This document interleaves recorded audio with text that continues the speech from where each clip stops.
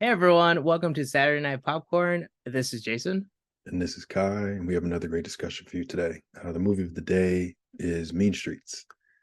It's an older movie, so a lot of people may have already seen it, but if you haven't, just want to give everyone a spoiler warning. Yeah, spoiler warning for a movie that came out in 1973. Yes, Mean Streets, directed by Martin Scorsese. And we have a special guest. We have Patty, who is my girlfriend who lives with me and watches all these movies that we have been watching for this podcast with me, and also a good friend of Kai also, so we all know each Mhm. other. But Patty, say hi. Hi. But Patty is our we have another guest on our podcast typically, Nick, who is our resident sports Enthusiast. aficionado, enthusiast, all-knowing person. And Patty is an enthusiast of kind of mob style movies. When I first met her, she was like, yeah, I like Scarface, I like The Godfather, I like anything that has Robert Downey Jr. or who's Robert this guy? De Niro and Al Robert Ray De Pacino. Niro, Liotta. all of them. We're just talking about Robert Downey Jr. before this. But Patty chose Mean Streets. But we typically kind of like open this podcast up with sort of the same question. And I asked this question to Patty first. It's like, what did you like about the movie?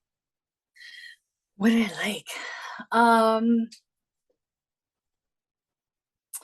well, we'll talk about it more, but one of the things that I don't think you might have liked, the shots actually, like the messiness of the shots and like each sequence of events, it just looked really messy. I liked that the most. Yeah, I guess like the grittiness. I don't know. In terms of Yeah, like the I like filmography of Martin Scorsese, I think this is early on in his his Mhm. filmography, right? his third movie Yeah, of A third movie? yes.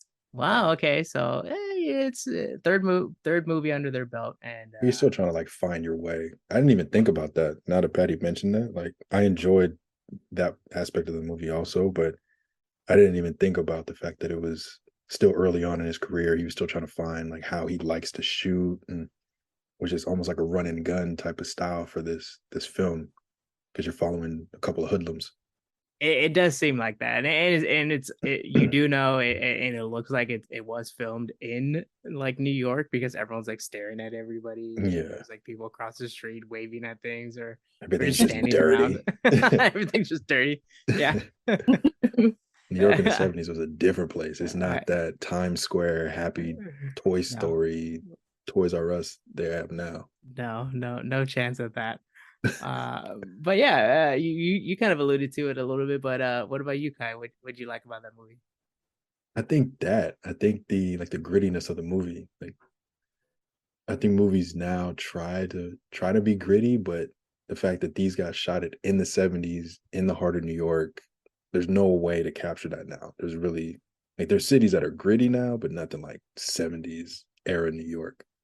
And So to sometimes it see can that be, captured is nice. Mhm. and sometimes it can be kind of like fake dirty and grittiness when people try to Yeah. do it now, right? It's on a movie set in Atlanta, and it's like, oh no, we're shooting in New York in the 50s. It's like, but there's a peach that says Georgia at the end of the movie. So did you really shoot it in New York?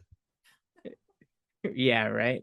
Yeah, for me, yeah. So I think kind of like when I ended the movie, kind of going into what I really kind of drew from it, and we saw this movie a lot, sort of like a few weeks ago, and so it's Mhm.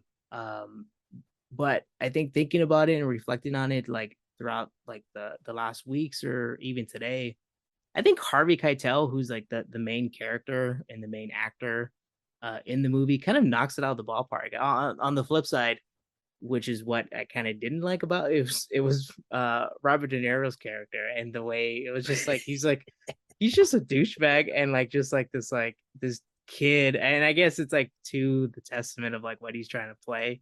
He's just this kid that doesn't really care about anybody else, but I think Harvey Keitel like really kind of you see why he's still the man's man, and nowadays he's still in like Martin Scorsese films, and he's Yeah. still in these movies where he's like this dude that just is there, and you can tell he's like seen a lot of things and stuff. And so I think the acting on his part definitely, and the supporting actors around them kind of like adds to the atmosphere too. I think that's true to this movie, is that there's a lot of atmosphere, there's a lot of things going on in the background. There some interesting shots. I think I remember there was a shot where like they're kind of in the taxi and stuff, or like in like the car while they're driving around. And you see that nowadays, and you're pretty impressed by those shots. And thinking about this movie probably being filmed in the early uh mid 70s and stuff. So it's like that is a pretty impressive shot to have a camera kind of hooked up to a car while you're filming. It feels like Scorsese might have been one of the first to. No, he probably wasn't the first, but he's probably one of the ones that like pioneered that. It does seem like that, right? Like he, Yeah. and there's also like there's a lot of people that kind of I guess would probably emulate sort of like a Martin Scorsese kind of feeling, because Hmm. Quentin Tarantino does that quite a bit in his movies, where Yeah. Well, there's even Reservoir Dogs, and within like the Hateful Eight recently, like there's like in that wagon that's being driven around and stuff. There's like even shots in within that. Once Upon a Time in Hollywood too. They just had Yeah, that whole true. like There's that long scene shot of of them just like driving. Brad Pitt just like driving around. Hmm. True. Yeah, that's a good one. What were you going to But say, Patty? No, I think I was just Okay. echoing the same thing. The you mentioned one of your dislikes, and it was De Niro. That I didn't take many notes. I think at this time I wasn't really taking many notes about movies as I watched them, as I do now. But one of the notes I have is De Niro is basically playing his taxi driver character. He's a POS piece of shit. well, he I guess he's perfecting it for his taxi driver Yeah. character.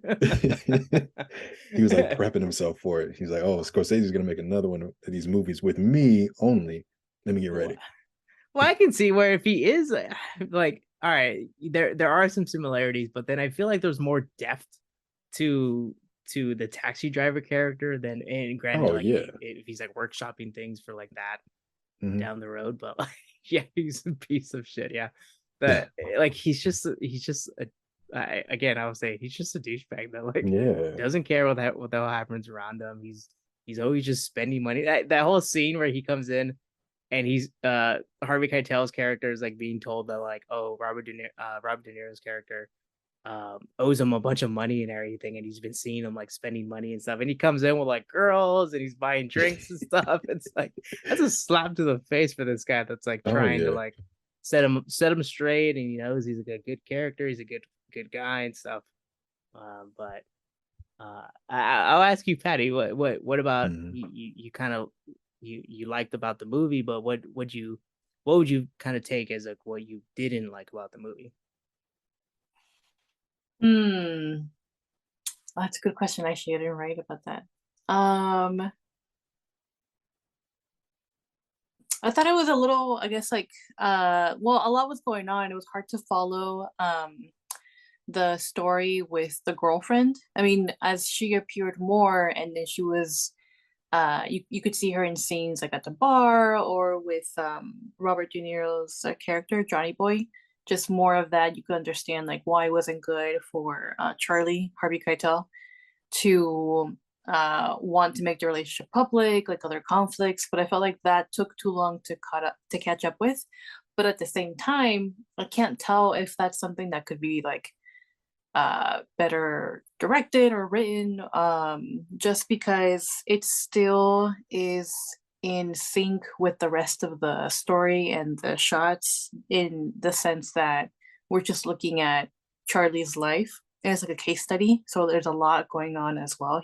There's really no explanation. It's just like, here's my life, here's what happens, here's my thoughts, like everything is just right here, like unfiltered, right in Mm. front of you. You can follow along if you can, but the point is you're taking a look at my life in real time.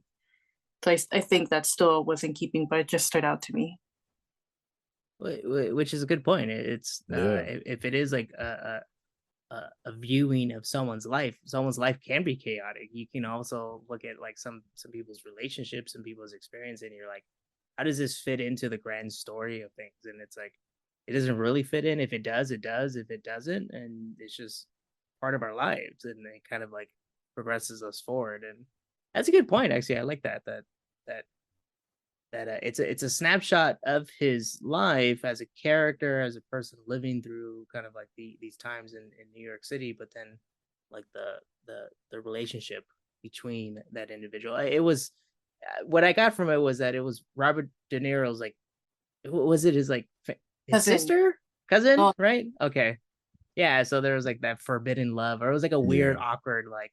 Yeah, I kind of like your cousin too. It's like it's your cousin, but you're kind of a douchebag, so I kind of want to go out with your cousin. But yeah, that's good. That's a good description of that. I think they gave me a different, like you saying, that gave me a different outlook on the movie, because I thought it was, chaotic, like super chaotic, but I didn't kind of take a step back and be like, oh, we're a fly on the wall for these two people's lives playing out and seeing how they progress in this however long like span of time. I was just like, okay, there's a lot going on. It's typical Scorsese, so it's going to be 3+ hours long, and my brain's going to turn off by hour 2.5. But now that you said that, I'm like, okay, let me take a step back and really look at it. And I think I'm jumping ahead a lot, but I would keep the rating I gave it. Yeah. Okay. Yeah. Yeah. It's funny. Yeah. Patty's comments really makes me look at the movie a little differently. Yeah. I think we're gonna have you on again, Patty. Nah, but I'm a big fan of like mafia movies. They're all different. I think like a good chunk of them are this way. They're more of like a case study, and it's hard to follow, but that's the point. It's not supposed to be a normal story. It's something that like nobody else would know. It's not normal life. It's the movies are actually also not like a nice clean plot. And that's what stood out to me also. Even with all of the movies that Martin Scorsese has done, this is one of the very few, if not, I'm blanking on like other movies that are like this, but this is like the first one that's super, I guess, like there's like no transitions. It's like just more chaotic and just like following along someone's life. Like even if you think about documentaries, they're like clean transitions or things like that. Even if they are like quote unquote case studies, this one is really different. And I think it's more so because you're trying to follow along with Charlie's thoughts, but he doesn't even know like what thread to follow also, because he's trying to be a gangster, he's trying to be a good friend, and he's also trying to just figure out like, well, who am I with those roles also. Yeah, so it's like it's not necessarily a coming of age, but it's how to live your everyday life. And a lot of times, like when people think about like mobster movies and stuff, like it over fantasizes like the lifestyle. But the lifestyle, they're almost like banditos and everything, where it's like, oh, they're like these cowboys and stuff. But this movie does show that like it's an everyday life. Yeah. Hard. It can be hard sometimes. There are some things that are normal. If like you show it to people, like this is just what my life looks like, it's normal. It's like, oh, it's boring, but like that's what it is. It's the reality. That's what makes it more relatable. Also, I think just to not sympathize, but just to be like, oh, okay, I get it. That's your life. Okay, cool. Yeah. Also, that he's not a high ranking individual in like, or like this like top mob dude. Like they're trying to gain rank, right? Yeah, like he's just trying to like retire safely in his like little restaurant. He just wants his little restaurant. It's like there's no such thing though. I think that knows that, because blood in, blood out, right? What? Blood in, blood out. Which is off topic. My brother's favorite movie, but really. Every now and then, just like shares a quote, just randomly. Yeah. Hilarious. It's like there's other movies out there. But hey, I think I think Martin Scorsese does have sort of like this aspect of himself, like what Kai was saying, that a lot of his movies can be very long in the Hmm. tooth, and a lot of times things are drawn out, and if you take it into Patty's perspective, like those things could be very necessary because it adds to the kind of building of the environment around the main character or the characters in that world, and it kind of shows you other portions of the world around them as they navigate that world. Hmm. But a lot of times it can be where like you're like 2 hours into it and you're kind of looking at your watch, you're like, this thing could have ended like an hour ago probably. Like put it in like a part two or something. Like wrap But this up. Come on. they can be a little long. I always feel like it's necessary. Like No. if like Mhm. they put in the work, it came out like that. Like I'm like, oh, some things here and there that I think like I could have, me like as a director, you know, I could have done better or something, or as the actor. But I feel like at the end of the day, I'm always gonna be like, yes, I like what you did because you did it, and that's what you want. Mhm. I appreciate it. True. And I think But everything probably was necessary. Like I don't think there was anything that could have been cut out that would have made the movie better. Everything that was in there should have been in there. Yeah. Yeah, definitely. And you could only imagine as to what did he cut out and how long was the actual like oh yeah, that's film true. was it before he Could you started editing it? imagine He said, I got 12 6 hours hours? of a Yeah. movie, and they're like, no, we paid you for two. I just saw something a couple like earlier today talking about Avatar 3. It's a 9 hour cut. Ooh, there you And I'm go. like, how do you even start cutting from that? Like 9 hours? It's a whole But day of work. Like, so, sometimes it probably what makes these directors why we kind of consider Martin Scorsese, James Cameron, and other directors around us kind of like some of the greats and stuff, because it's like they put into the movie what they want, and it's like more of mhm, this vision. Like Patty says, it's like it's most of it's necessary. Where I'm yeah, assuming that someone says like, oh, you can cut that out. No, that's necessary to my story. And I think kind of like looking at it through that perspective, it's like this must have been the story that he wants to tell.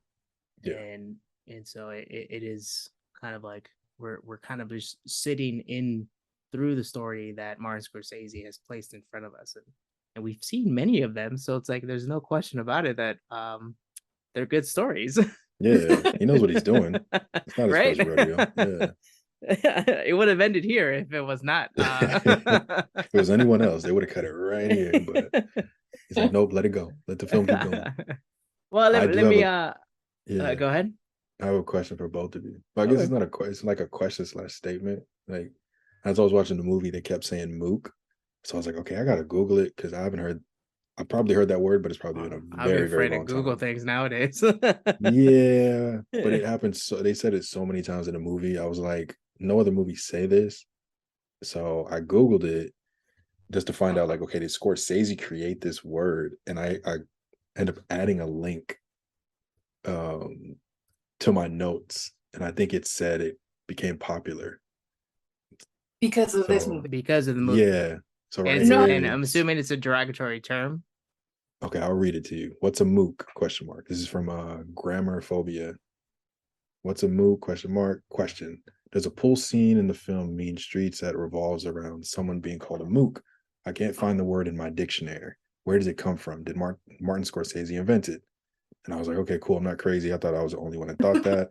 The answer in that scene for Mean Streets, one character calls another character a mook.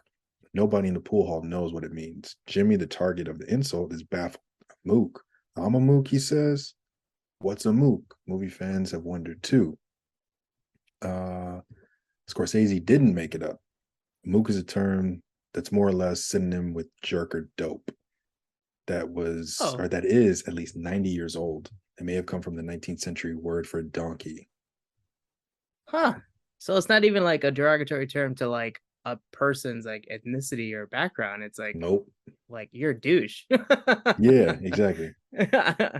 You're or dunce, right? Didn't like Yeah. dunce come from like the dunce hat and stuff? Hmm. Oh, interesting. You Oh, learn you some. there it gives you some examples. The examples are it says we don't pay mooks or we won't pay because this guy is a mook. Interesting. Hmm. Yeah, no, I totally forgot about that word. I'm pretty sure I've heard it before, and I got the sense that it just meant that, like this jerk.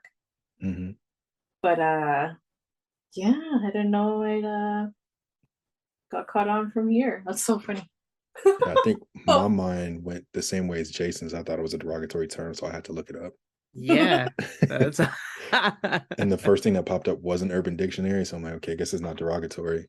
And it was a grammar phobia. well, if Well, we're still not sure what it is, like let's not start, No, including no, it. no. This is a one and using it done out in situation with public. that word. Yeah, no. Because I'm assuming one of us will get punched in the face.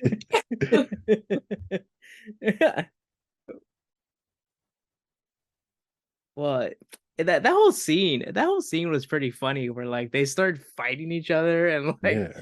and I guess like yeah, the way we were talking about like the chaotic way of shooting things and stuff.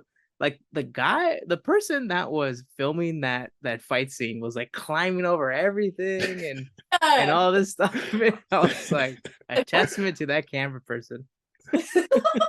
Get on the pool table. We need that shot. Oh, I thought Actually, that was the coolest. I made a note that that was super cool. That yeah, was yeah. One of the other shots was that rotating camera shot on the pool table when they were like talking to each other but playing pool.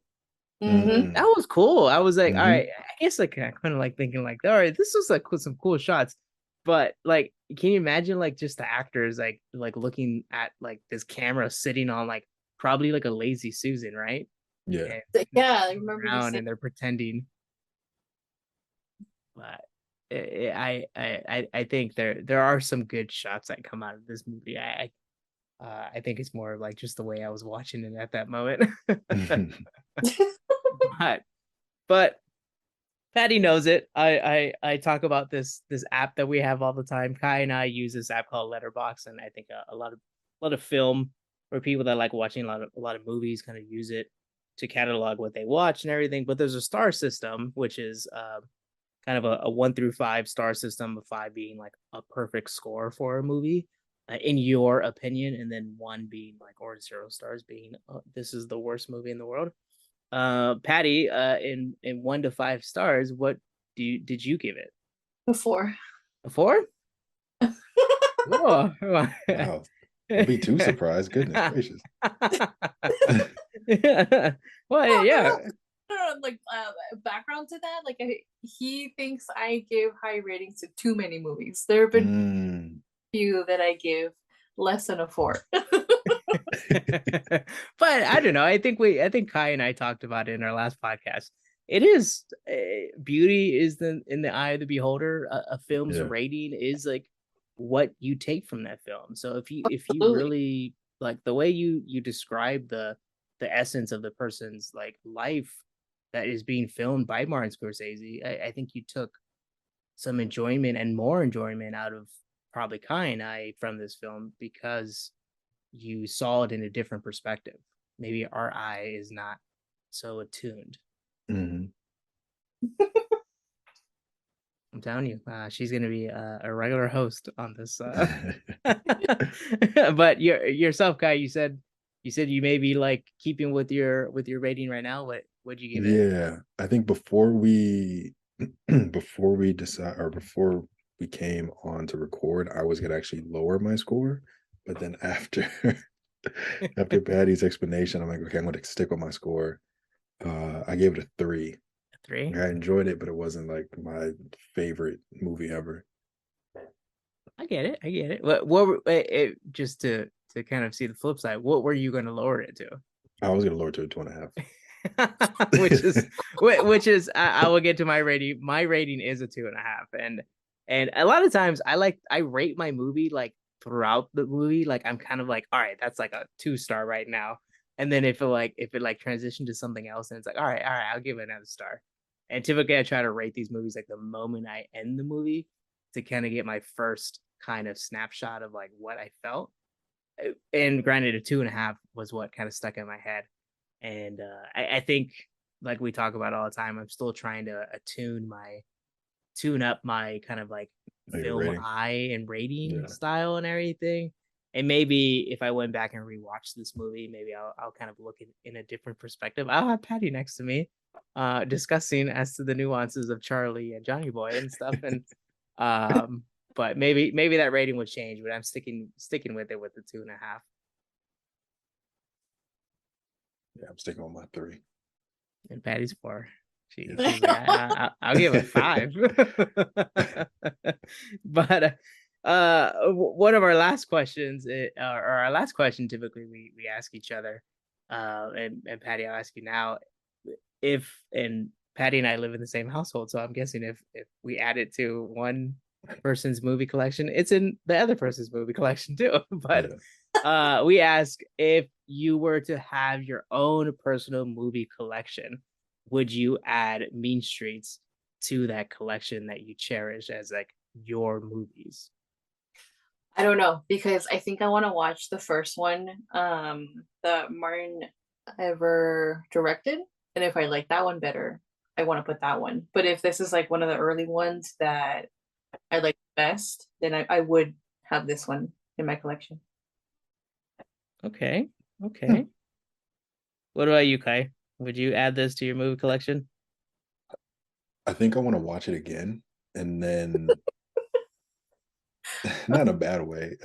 I wouldn't like right now after watching it the first time, but I think going in with a different perspective, like viewing perspective, I think I would enjoy it more, and I actually may add it to my collection. But as of right now, I would not. Same. I'm kind of in the boat where it's like, this is a Martin Scorsese film I probably wouldn't buy, and to add to my movie collection. There's a multitude of other movies in Martin Scorsese's filmography that I will definitely add above and beyond this film. But I think with a rewatch, maybe, and to Patty's point too, as to like watching the other 2 movies that came before this, as to like how much of a difference this film is compared to his first 2, and then compared to his like how many other films after this? Like, this man has too many I think he films is to like, I count. think he's directing another one right now too. Yeah. Yeah, I think he is is. like in I think it also has Robert De Niro too, As it but should. yeah, as it should. Like, do you think they like send each other gifts? Like, thanks, man. Like, you gave me my. He I'm just rich probably because of sends him a you. text like, "Get ready, next one's coming." Yeah, we're about to make more money. So like picture of the new script and be like, "Hey, you ready?" It just He like just sends him money bags. yeah, just money And bags next to it. For you, anything. I don't even need to read it. But yeah, I think it would be down the road as to whether or not there's other movies I'll buy before this. But Like which one? Which one would you add to the collection from Martin? Taxi Driver for sure. Yeah. Taxi Driver. There's Raging Bull. I still want to watch that one. Yeah. Raging Bull was like one of my favorite movies. I remember I watched it as a kid, and I was like, "This is like." Ooh. I remember I Definitely watched it did as a not kid, and I seem was like like, a "Oh man, black and white child-related movie. movie," and I was like, yeah, "You have the Departed and everything," but yeah, I think Raging Bull and Taxi Driver are probably like one of my like favorite movies from him. Nice. Yeah, good ones. But there's a lot. The guy is a He genius. has a lot of movies. I'm like looking at his like filmography. I was like, I haven't watched Shutter Island. I was like, I didn't know that he directed Shutter Island. Shutter Island's That good. one's There's another one called Silence. I've never seen that one either. Nope. I think there's quite a few that I heard The Color of Money is good. I heard that one's really good. It's like he's like a pool hustler. I still want to watch the original King of Comedy, first King of Comedy. The original King of First Something about King. King of Comedy. It's with also De Niro. I know it's almost like assumed that he should be in it, right? Yeah. I think he's playing the character that he plays that De Niro plays in Joker is heavily based Oh, interesting. on or so there was a reference to it. There's like references to that movie. Something about King of Comedy. What the heck is the name of this movie? I'm looking for it now too because that one I don't remember that title. Oh, The King of Comedy. Yeah. The King of Comedy. 1982. Oh, King of Comedy. Yeah, okay. Oh, it does look. It kind of looks like his character in the Joker. Mm-hmm. Oh, Jerry Lewis is in here too. Oh yeah, the King of Comedy. Wow. See, there's a that's the reason why we're doing this podcast, and that's why Patty is like typically sitting next to me watching these movies too. Is like we like movies and we enjoy movies, and there's always the next one to watch, and I think that's the what creates this vice of like we just gotta watch another movie. Like how many It's an movies can we watch in a addiction, day? honestly. You can But talk about a lot of different things. You can talk about the actors, you can talk about the directors, you can talk about the writers, and you can tell sometimes, or you can wonder, like, oh, this right here, you can tell it was a director, or this right here, no, that was a writer. Like, kudos to them, I think, true. and that's cool.